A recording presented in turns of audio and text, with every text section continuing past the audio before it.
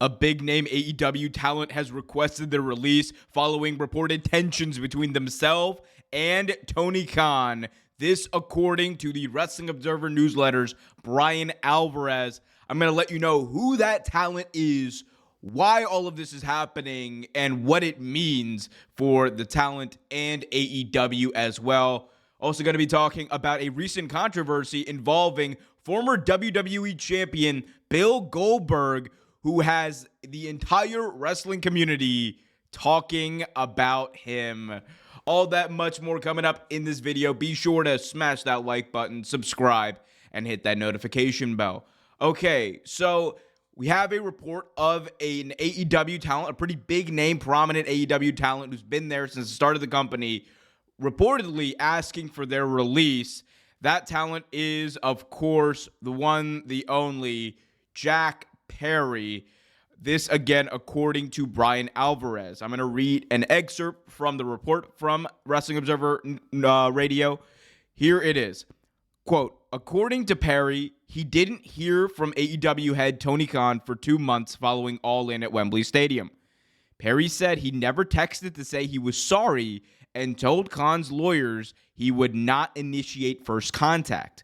Khan finally set up an in-person meeting before Full Gear in Los Angeles where they discussed plans to bring him back last December.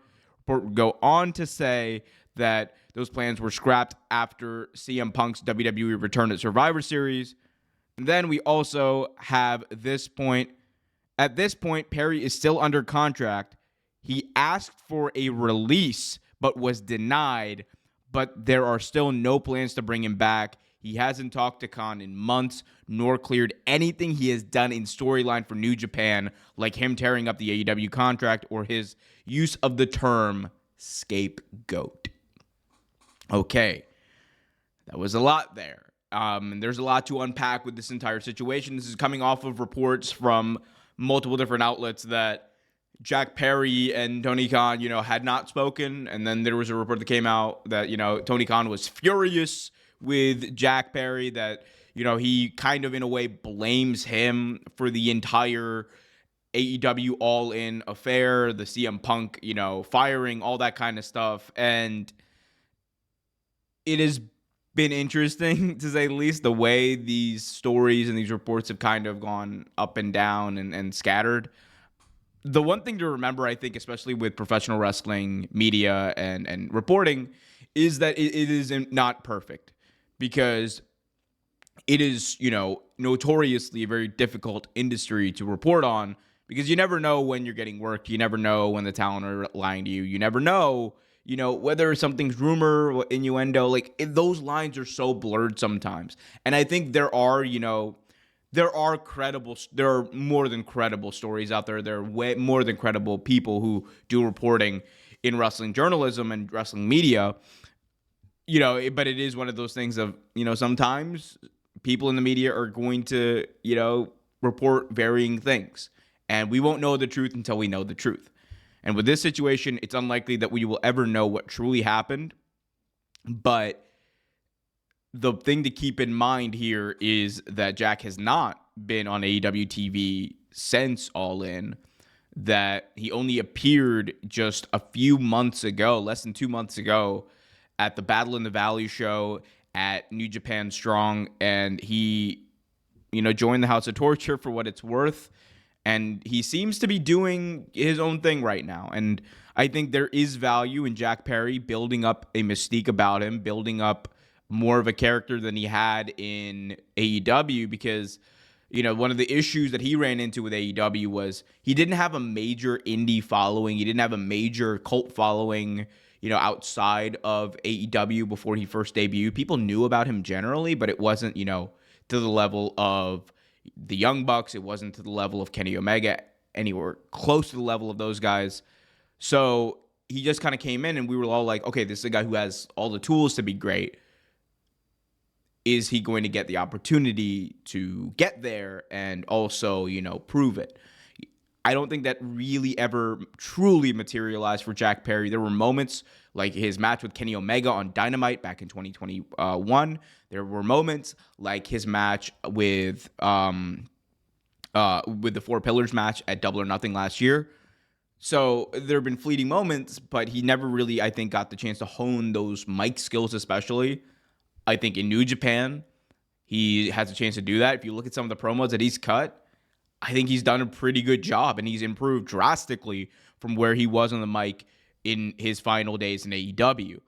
And it is going to be interesting to see whether or not he comes back. My view is, and again, this is not reporting, this is not none of that. This is just a gut feeling from everything that we've heard. My view is that I think Jack eventually will be back in AEW.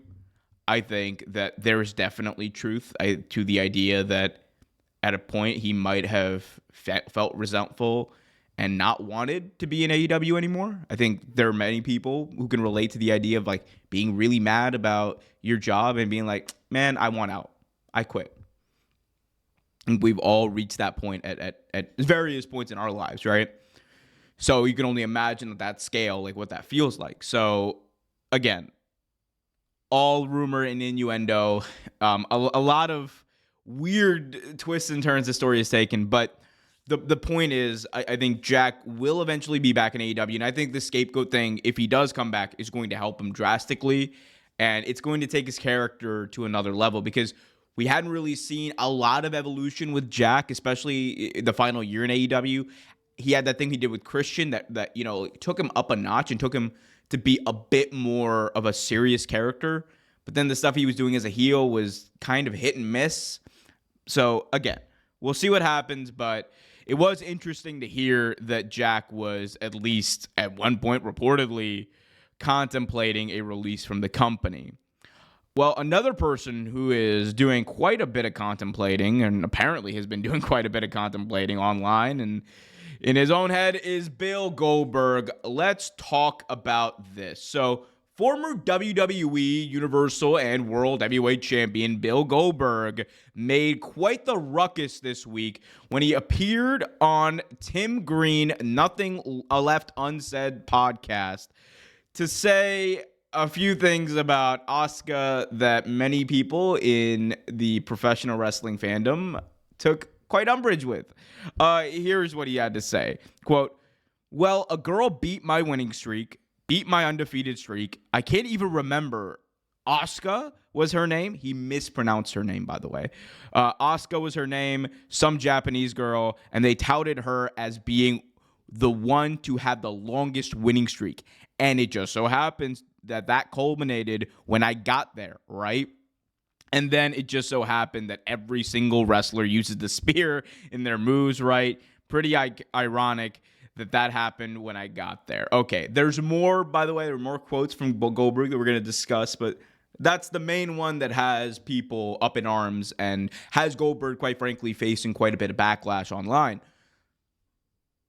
Now, I'm going to try my best to take my own personal beliefs out of it. I will give you those towards the end. But, this obviously is a point of concern for Goldberg that Asuka overtook his undefeated streak. And it seemed like one of the overarching themes in that specific point he was making wasn't just calling out Asuka. It was calling out a generation of talent that, are kind of, in a way, taking his spot. Keep in mind, Bill Goldberg is like over 50 years old at this point. But, okay. Newer talent are coming in. They're taking his undefeated streak. They are taking his move, the spear, which, of course, has been used by many talents like Edge in the past. Batista used it. A lot of people have used it, and a lot of those people used it before Goldberg returned to the company back in 2016, 2017. So, take with that a grain of salt. Again, take Goldberg's thoughts and his words with a grain of salt, because there were people using the spear before Bill Goldberg as a move. There were people who were using the spear after Bill Goldberg was a move. There were people who were using the spear before Bill Goldberg got back to the WWE. So that's just the truth. Now, Goldberg would go on to explain the reason why or in his mind, the reason why all of this happened, why people were stealing his moves, and why Asuka got his undefeated streak. It says, quote, The fact that I didn't get along with Paul Levesque, which is Vince's son-in-law, I think had everything to do with it when I got there. I think a lot of that bad blood between Hunter and myself was real. We had an interaction when I was in WCW leading the charge in New York at a press event. I had heard, all the behind the scenes, right? The Click, Kevin Nash and Scott Hall, and they're all his buddies. So I hurt myself, and I know some people that weren't friends with me were talking to him when he was in WWE, and he made a comment while I was at home, and I remember it like it was yesterday. He said I was tanking it or faking it or something, and I wasn't there for the demise of WCW. And from then on, I wanted to rip his face off. We had a confrontation prior to me signing with WWE, and ironically, we represented by the same agent, so it made the situation quite uncomfortable when I signed with WWE, let's just say that. All right, a few different points that we can go from there. First, let's touch on the Hunter aspect. He believes that one of the main reasons why, this disrespect or all of this stuff happened, the undefeated streak and the spear, was because Triple H was not a fan of him, was because Triple H didn't respect him, was because Triple H had it out for him, and that Triple H was in a position of power at that point, and he could do those things. He was obviously booking Asuka in NXT, so that's the connection, right? Now to my own view and how I analyze this. I think Bill Goldberg comes across in this interview, and you can go watch it. He comes across as a petty, out-of-touch, old head who has no idea what good professional wrestling is, who has no idea what the professional wrestling business is like, who has no idea the value of giving to the next generation. And I'm not saying that Bill Goldberg has never put people over. He obviously has. That has happened. And I'm not saying that Bill Goldberg didn't spend years in the pro wrestling business. That obviously happened, and he has way more experience than I do. However, in that interview, he came across like he didn't. He came across like he didn't understand the concept of, giving back to other wrestlers, giving back to younger wrestlers. He didn't act like he understood the concept that eventually, after 20 years, records are going to be broken. He didn't understand, or he didn't come across like he understood the concept that moves in professional wrestling, when you're not there, bud, they're not going to be protected. The idea that people were stealing the spear from Goldberg and not, at that point in 2017, inspired by Edge, inspired by Batista, who had been using that move. I mean, it's just inspired by Rhino, another person who used a variation of the spear called the Gore. The idea that Bill Goldberg really believes that is, quite frankly, funny as all hell to me. And I think he deserves a lot of the flack he's getting online about this, because he just comes across as out of touch. I believe that, Bret Hart, in a lot of ways, in a lot of people's eyes, are vindicated. And just going back to the way he discussed the Asuka undefeated streak. I have a lot of problems with this. Obviously, he referred to her as some Japanese girl or whatever he said. He, mispronounced her name, which again, look, he probably doesn't watch the product, so that's what it is. But the idea that you would really be that petty and mad about that would bother you, when my guy, you work in an industry that is entertainment. You work in professional wrestling. The action is real, but the outcomes are predetermined. The stories are also predetermined. It's a fake undefeated streak.